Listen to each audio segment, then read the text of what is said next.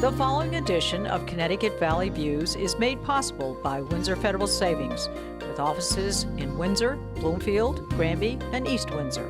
Neighbors helping neighbors since 1936. Join me, Susan Regan, host of Connecticut Valley Views, the most widely watched interview program on Connecticut Public Access TV. Proof to the people is the byline, insight without bias, generating a 360 perspective. Our mission is to focus on topical subjects with thought-provoking interviews regarding municipal leadership, current affairs, educational and political topics, as well as key destination points in New England. And here is your host, Susan Regan. Hello, and thank you for being with me today. Today, Connecticut Valley Views is visiting with Zachary Janowski. He is the investigative reporter for the Yankee Institute, and we are in their offices in Hartford, Connecticut. Zachary, it's a pleasure to be here with you. Thank you for being my guest. Thanks for having me. An overview of your career and background, your position with the Yankee Institute. How did you give us a little bit of your career path? Sure. I grew up in New Hampshire, where I learned to live free or die, and met my wife at Boston University, and she's from Southington, Connecticut. Okay. And we now live in Plantsville, part of Southington. And been in Connecticut now for about 8 years, and over that time I've worked, my first job was proofreading, and went on to do some daily reporting and freelance reporting, then daily reporting, and then edited a weekly. And then when I saw the job posting for the Yankee Institute, I was very excited because I felt like the job posting was written for me. And fortunately they agreed and they hired me 4 years ago.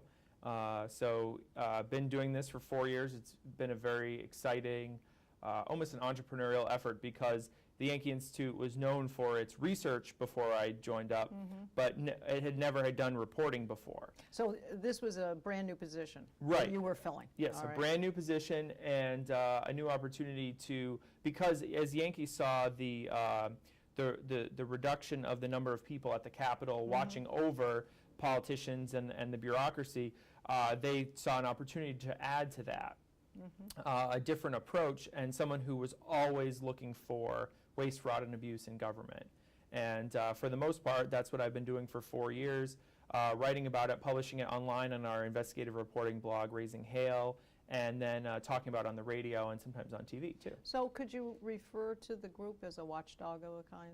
Absolutely, yeah. We definitely think of ourselves as a watchdog, and we think of, you know, the Yankee Institute in general is more of a policy watchdog, but what I do is more of a process and outcome watchdog. So, you know, we can look at, you know, how government can be more effective from the policy side and also from the operational side. And unfortunately, there are lots of examples, and sadly there are so many examples that I can't even cover them all of our government failing. So you have to pick the priority. You have to prioritize. And, you know, someday I'd love to have a fleet of reporters, you know, reporting to me. Send them in all directions. Exactly, because there's municipal problems that need to be addressed. There are federal issues that need to be addressed, in addition to the state issues that I primarily focus on.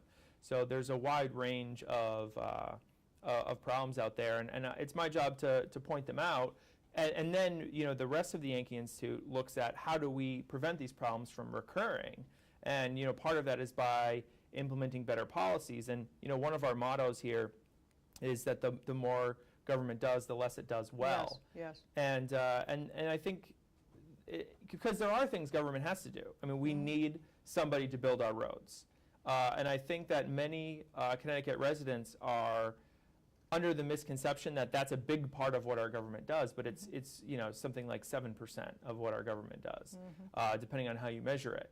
So, you know, I think it should be a bigger percentage, because I think there are a lot of other things we do that are tangential or not as important. Well, do you think that the reason that they're striking the right note of what the government should be doing, because each individual who gets a power position, let's call it, sets up their own agenda? I won't put the word hidden, but I'll put agenda into it, so now it becomes a personal agenda versus something that is meant to be for the whole and the good of the people. Do you think that's where it goes wrong?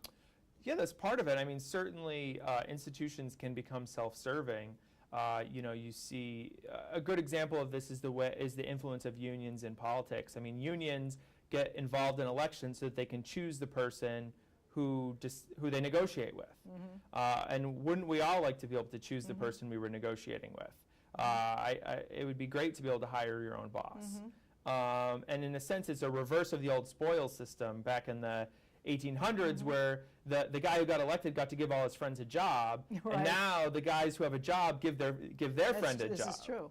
Get their friend elected. This is true. And that's why the unions exert so much influence in our state at the local level and at the state level in government. So it's the tail wagging the dog versus absolutely, the other way absolutely. around. Well, with regard to when we talk about investigative reporting, do you find that when you go to get the story or talk to the people or get more information or go in depth more, do you get pushback? Do people not want to talk to you? Or do you feel that you have a good rapport, that you're able to get all of the information clearly and be able to provide it in a clarified manner to the people out there to be able to, let's say, regurgitate what's happening and give them the facts in a fair and balanced way? It varies by story. I mean, some people that I deal with, I have a working relationship with, even though they may not like everything I write, and others I don't really have a good working relationship with because they don't want to have a relationship with me. And some have taken the position that it's better not to deal with me, but I think that's misguided because I often change stories based upon information people give me, and that's my job. Yes. And I come at things from a certain perspective, but that doesn't mean that I have a foregone conclusion of where I'm going to end up. Yes. I mean, I have a hypothesis, and that's why I'm asking the questions that I'm asking. Certainly. But if new information is entered into the record, then that can change the course of what I'm writing, and it might not change it as much as somebody wants to, but it's gonna be better than if they didn't talk to me at all. I find that's a mistake that people make, is they think that saying nothing is a good response, and I don't think that's the case. Right. Now, I want to give you some recognition for this. You previously edited the weekly newspaper, as you said, and covered local government for a daily. But you're also a 2012 Phillips Foundation Robert Novak Journalism Fellow, reporting on government's contribution to the rising cost of health care, which is a very important subject these days with people, and a board member for the Connecticut Society of Professional Journalism. So I think that's to your credit. Thank you. Well done. Now, the Yankee Institute's objectives, we've talked a little bit about it. It's with regard to Connecticut citizens' taxes, fiscal status, energy costs, health industry, political government integrity, accountability, and public polling. Do you actually have polling for Yankee Institute? Does it have a polling in the past we have, but adjunct? it's something we're moving away from because we found that it wasn't a unique offering that we were providing. So it's something we're moving away from, I think. We basically right now, our main products are policy research, sort of the traditional white paper, what you think of as when you think of a think tank. And then we do events, and which bring like-minded people together. And then we have the investigative reporting that I do. And of course, we have the people who make all those things happen, Sure. planning and fundraising, and because we're entirely funded by generous donors, so we have to do all of those things too. So those are the. So you're fully, it's all by donor. Yep. Wow. All donors who believe in our mission. Well, you have and enough supporters because you've been going for a while now. Yep. The Yankee Institute is. We'll celebrate our 30th anniversary this year. Excellent. And I've been here for 4 years now, and it's been a good experience. And yeah, so in a sense we're branching out from the traditional think tank model of, academic focused, really smart people writing papers that maybe not so many people read. We're trying to still have the intellectual foundations, but to apply it in new ways. Okay. All right. Now, when we say 30 years, and it's been here for 30 years, there's been growth, obviously. Do you see the Yankee Institute branching out, more people, more staffing? Do you see that near term or longer term? The Yankee Institute has changed a lot. It's been in a number of different versions. Like a lot of companies have reinvented themselves over time. And I think you need to, because you need to respond to what the community needs. Absolutely. So, and I think in this version of Yankee, Yankee 4, or whatever you want to call it, I think we are ready to grow, and it's a matter of us finding the people who are sympathetic to us and want to support us in our growth.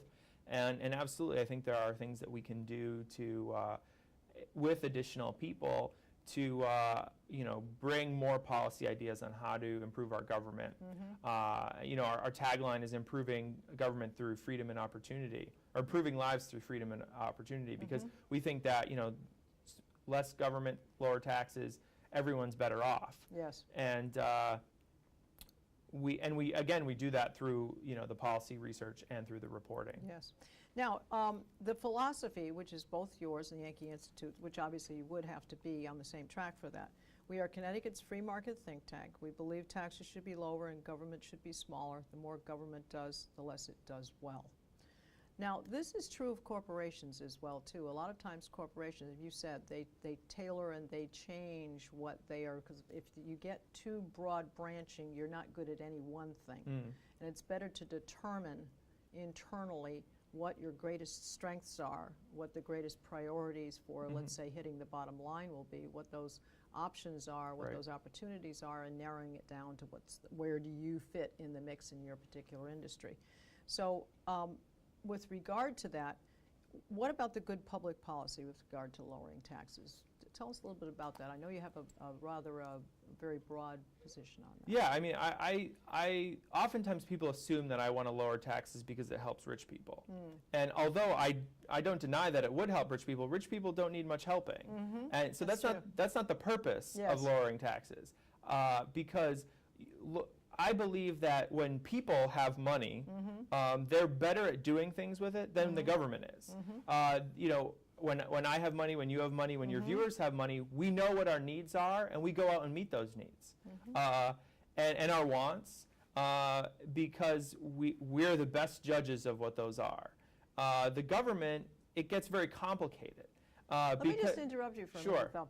With each of the succeeding generations that are coming along, if we continue on the track we are right now, which is the government being more involved, the government taking care of you more, telling you more what you need to do, how you need to raise your children, what you should be doing as far as your leisure time activities, what's good for you in your health department, and all of this, does that not create a generation that doesn't know what's best for it anymore?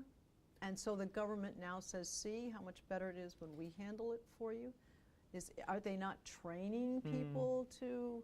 I don't necessarily know it's a conspiracy, but I think that is a risk involved in if people don't have incremental increases in responsibility as they grow up, then they're not going to have that. They're not going to know what to do with a lot of responsibility if you don't give them a little first. And I think that's certainly a risk that you take. But I think that's what Yankee Institute is doing. Is it's giving people other options to think another way. Absolutely. That's what your balance brings in. Right. Exactly. We want people to look at things from a slightly different perspective. That spending more does not mean better. This is most obviously clear in education. I do a report just about every year on how school districts compare based upon what they spend to create one high school graduate.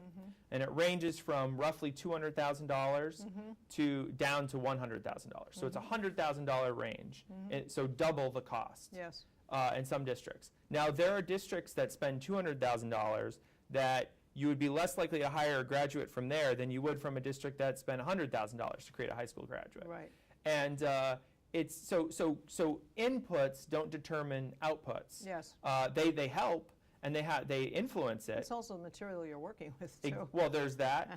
The trainers, the navigators, the teachers. Absolutely. And so the reflexive addition of additional money doesn't help the situation. Sometimes you have to think about, make a better recipe instead of adding more ingredients. All right, so let's get back to the lowering of taxes. And you said, I took you off track a little bit there.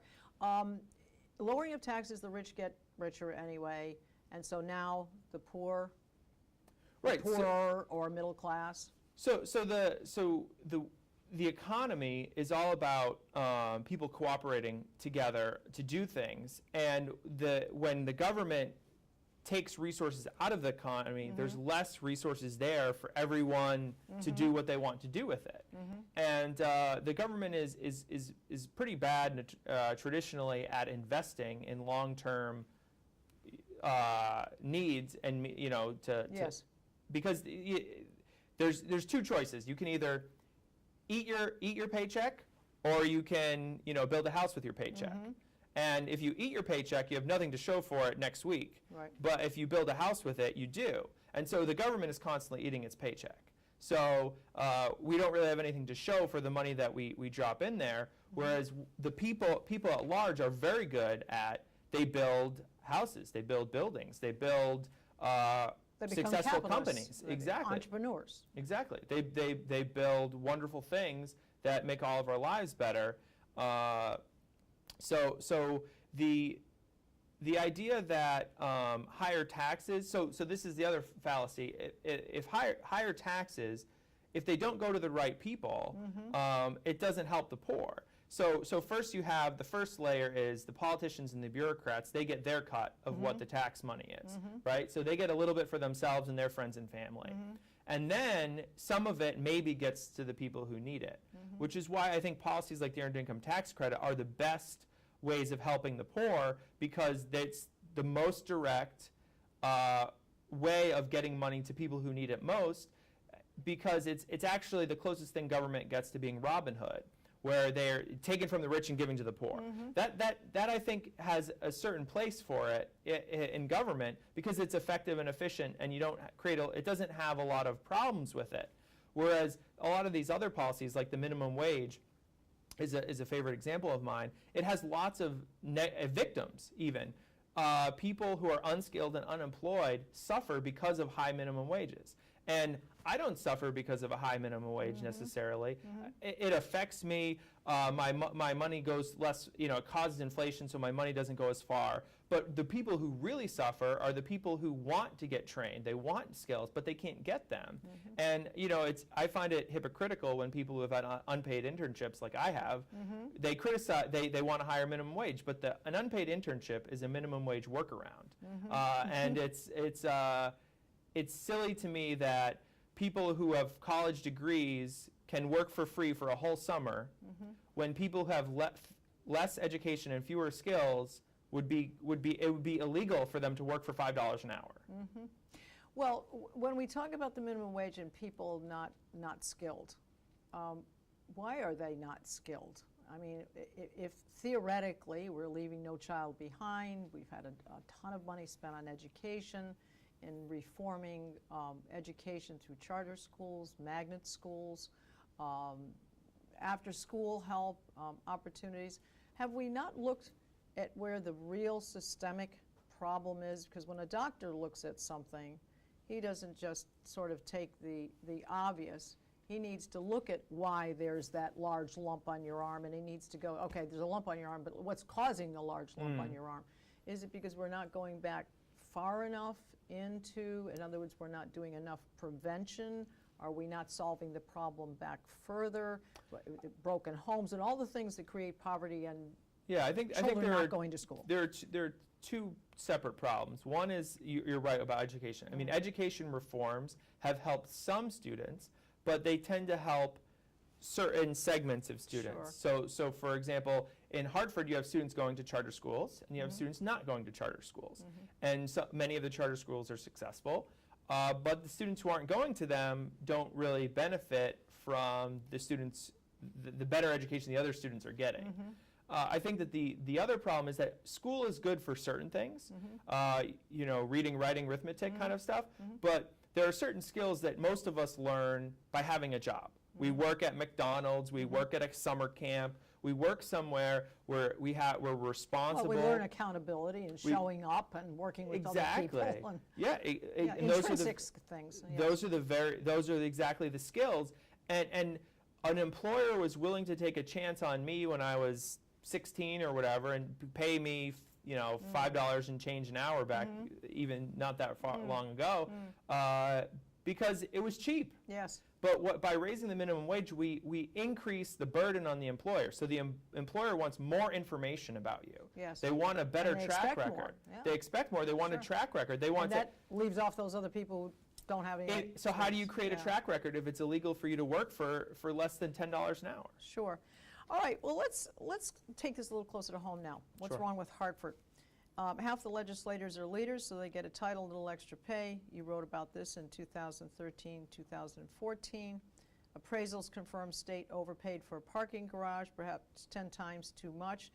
Legislator deletes emails after 21 days. Lost election allows Republican state representative to collect pension and salary. Developer to get $250 from the state for every dollar invested. Democratic State Senator Fonfara owes $50,000 on a tax lien, and he's the chairman of the legislature's Bonding and Revenue Committee. Theirs filed their lien in 2008. And a review by an unnamed software company, 4,500 improper licenses on state computers, according to the auditors of public accounts, a failure that could cost more than $5.2 million. Now, you've covered all of these subjects. You've written about all of these subjects. Do people come back to you after you said, do people respond to you? Do they email you? Do they Twitter you? Do they come back and do they go, that really, I want to know more about that? Yeah, sometimes. I think that some of these stories build as people come to me, and I shake the tree and things fall out. I get more information. But yeah, I mean, I love talking about this. This is a great example. The legislature in Hartford, 187 members, 36 in the Senate, 151 in the House, and about 100 of them are leaders. And now I love talking about this at parties, cookouts, I'm talking to people who aren't as interested in politics as I am, because this is the iconic example of what's gone wrong in Hartford. Because everybody who works across the river in Hartford thinks this is okay, and everybody who doesn't work across the river in Hartford thinks it's terrible. Right. Because in any organization that had more leaders than other people, it would probably fail. Yeah. Because what are you leading? And the fact that they're getting these meaningless leadership titles for a few $1,000s extra shows how cheap they are, if nothing else. But they do have an element of power, though. They can drive things in certain directions. I don't deny that they have power, but the leadership not because of their leadership title. The leadership titles are reflective of the fact that they needed $2,000 extra, or whatever the number is for this particular title. But it's often not what you know, it's who you know. And that puts them in the circles of getting things done. Sure. And that's why, the legislator who lost an election, he turned that into an opportunity to collect his pension and go back to the legislature. So now he's getting paid twice for the same job. Right. Which, if he hadn't lost the election, he would have only been paid once. And why we should all pay because he lost an election, it baffles me. Yeah, it's totally true. All right, let me cover one other thing with you, too. There was a column written by Robert Reich, On the Left is the name of the column, in the 6/19/2014 issue of the Hartford Courant, addressed what he believed to be 3 lies that the conservative republics are peddling. Economic growth reduces poverty, jobs reduce poverty, ambition cures poverty. Your thoughts on Yeah, so I think that so there are a couple things. So first of all, a lot of people on the sort of on the left, as Reich is, talk about how to distribute what we have. So they're focused on you got 10% and I got 8% and that kind of thing. Whereas I'm focused on making what we're sharing bigger. If we have a bigger pot of soup to share, then it doesn't matter how much, whether I got 10% or not. So the idea that so people on the left often talk about income inequality and what percentage of everything do you have, and unfortunately that doesn't really capture the picture, because I'm not necessarily worried about what percentage of the stuff that I have, as long as my share, as long as as I have more than I used to. And I think that's a much better comparison to make. Am I better off than I was? Not in relation to other people, but absolutely. Do you think the everyday person does think that all the time? Am I better off than I was, or are some people just complacent and happy that they've got what they got? Well, I think that certainly, I don't think because that's what drives this country. I don't think many people would dispute that they wouldn't want to live 100 years ago. You know, like we're better off now than they were 100 years ago in general. Yes. You know, if you weren't guaranteed a spot as Rockefeller, Right. If you were just going to be dropped into the 1914, I think most people would say, I'll stick where I am. Yeah. And that's what I'm talking about. We're undoubtedly better off. And you know, maybe some people would think that 1999 is better than now, but the general direction of things, I think, is positive. And the other problem with measuring the economy is sometimes we ignore things when we're measuring the economy that, you know, it's not a perfect measurement.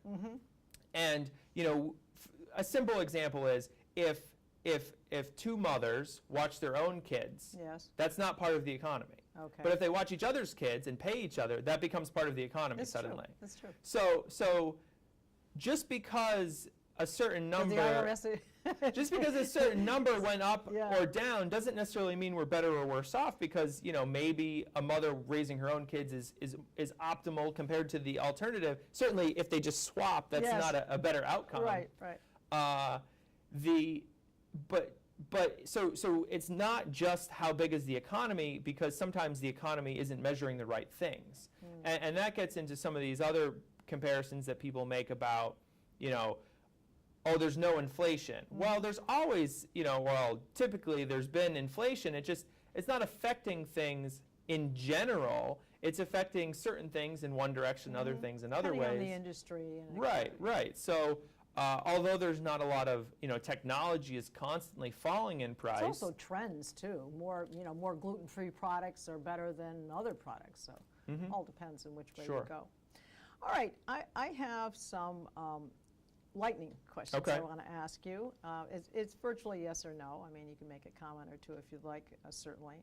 I don't like to hold your feet to the fire. President Obama, is he choosing decline, do you think, rather than the decline is happening on his own? Is he taking steps that are creating a decline for the economy? I mean, just today we heard minus 2.9, all right, is our GNP position, which has been apparently in 58 years we haven't had such a thing in supposedly a non-recession time, and I think we're calling this a non-recession time. So do you think he's choosing to? Well, I would say I don't think Obama's ambition for our country is the same as mine. So I would say yes. Okay. Will Secretary Clinton run for the president in 2016? Yes. All right. Will ACA, or Affordable Care Act, be repealed if the Republicans take over the administration? Yes. Some are calling the current administration corrupt. Does it apply to mainstream media? No. All right. And is the VA a model for what ACA will become if everything keeps going in the healthcare industry the way it is now? Hopefully not. Okay. And the IRS, how deep the corruption scale from 1 to 10? 8. 8. Now, I'm just going to take that one just a little bit further. When you say that the mainstream media is not corrupt, are they complacent? Are they, because they obviously support no matter what happens. Right. So the way I see, I used to work for traditional mainstream newspapers, and people would often assume we were part of some sort of conspiracy, and you know, as believing what I do, it would be frustrating to me because people often didn't even give me the chance to be fair to them. And I think that there's a certain prejudice, small p, among people, conservatives who agree with me, and free market people who agree with me, that they shouldn't talk to the media because it's automatically a lost cause. But if you don't talk to them, they can't integrate what you're thinking and saying into what they're doing. Right. All right. So we'll take it at that. And what I'd like to do is to give your websites. It is www.yankeeinstitute.org, and your columns and your pieces that you write are on Raising Hail. Is that correct? And that is www.raisinghale.com. Now, it's been a pleasure talking to you. I certainly wish you a great deal of luck going forward. You're in the right spot, there's no question. And we certainly hope that there will be expansion for the Yankee Institute going forward. So thank you for your time, Zach. All right, it's been a pleasure. And you can see us on Facebook, and you can see all of our programs on our website at ctvalleyviews.com. This is Susan Regan. Thank you for joining me in bringing proof to the people.